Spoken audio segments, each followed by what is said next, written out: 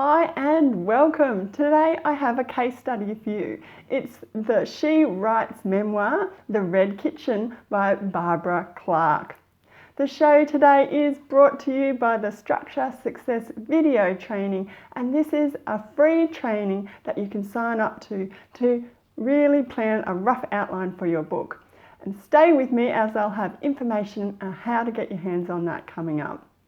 Welcome if you are new here to Forever Young Autobiographies. It's where we learn how to write life stories for family and friends. And I'm so honoured if you could follow, subscribe and like the show. So we're nearly to International Women's Day, and I thought The Red Kitchen would be a great memoir life story for us to take a closer look at this time. So it's been put out by She Writes Press. It's coming out on April 6th, and it's an intimate memoir, and it's based around the change and discovery of a mother and her daughter and their coming of age at the same time. So this is the second memoir from Clarke, and I caught up with her for an article which I've got over at my website, foreveryoungautobiographies.com, and I find out a little bit about the book and the writing process, and she's also got some tips to share with fellow new writers doing something similar for a life story project. So let's kick it off. I'm going to tell you a little bit about Clarke and her starting the book. So as I mentioned, it's coming out really soon, The Red Kitchen, and it touches on real key themes such as aging, sexuality, and the long-term effects of trauma on women and girls. So some really powerful topics there.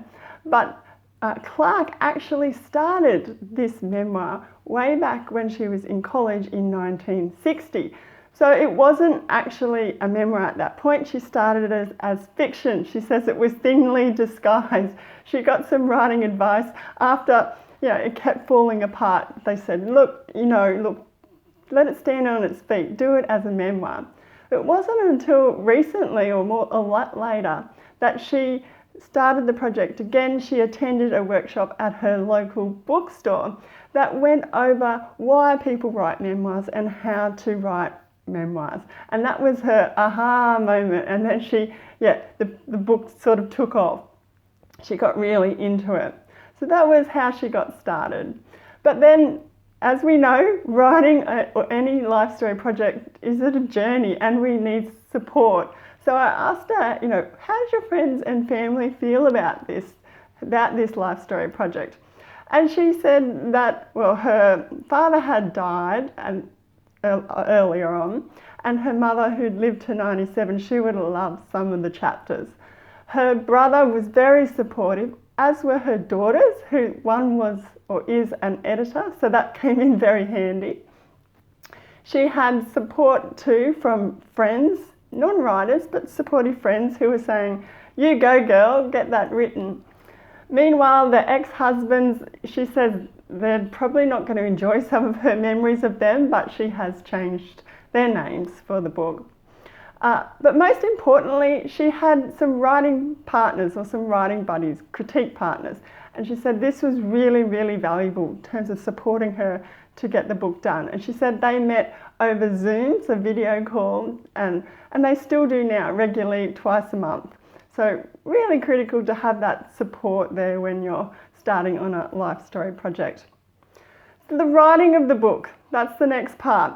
So Clarke says it took her 3 years to get the first draft sorted. Then she, of course, had to do lots of editing. There was adding bits, taking some out. And then she sent it off over a year ago to She Writes Press for consideration. And as I mentioned, it's coming out on April 6, 2021. So very exciting. But Clarke said there were hardships writing the book, namely how to write well the part about trauma, and she didn't want to feel like she was dragging her reader through this stuff. So she said she used a number of techniques, but importantly she used humour, tastefully of course, but humour through the book, especially highlighting human foibles, characteristics. She said that's really helped, balance that. Like any book, though, there was many rewards outweighing the hardships. Firstly, she says the cover, she loved the cover, loved getting that. And also that initial box of books, that when they turned up on her doorstep, she says it was just made the whole process real. It was overwhelming, but of course deeply rewarding. And as the book goes out into the world now, it's rewarding again in that she's got these themes, these points that she can talk about. And of course that message that if you are like a broken egg, she calls it, you can become that journey, go along that journey to become the person that you truly want to be. So really, really powerful message to come out of the book. So to wrap up the show, she has some tips for fellow writers. Number one, she says, is to have it very clear why you are writing a book like a memoir or a life story project. She said it took her a while to figure her why out for this project. And I know I harp on about finding your why, but that was her number one tip. Also to keep writing and dig deep for your themes. So, it is a process. Also to have support, so that could be the critique partners, a writing buddy, and an editor. That's really it could be a huge, huge help. And finally, to save your pennies, because the publishing process, whatever way you decide to go, it can add up. So, printing books for family and friends, that's still an expense. So put your money aside. So there you have it. That's what memoir writer Barbara Clarke would love you to know about her new book, The Red Kitchen. And, to recap, to refresh what we talked about, we talked about how she started it, the support or her feedback from friends and family, the writing process, which includes hardships but many, many rewards. And then finally, those writing tips.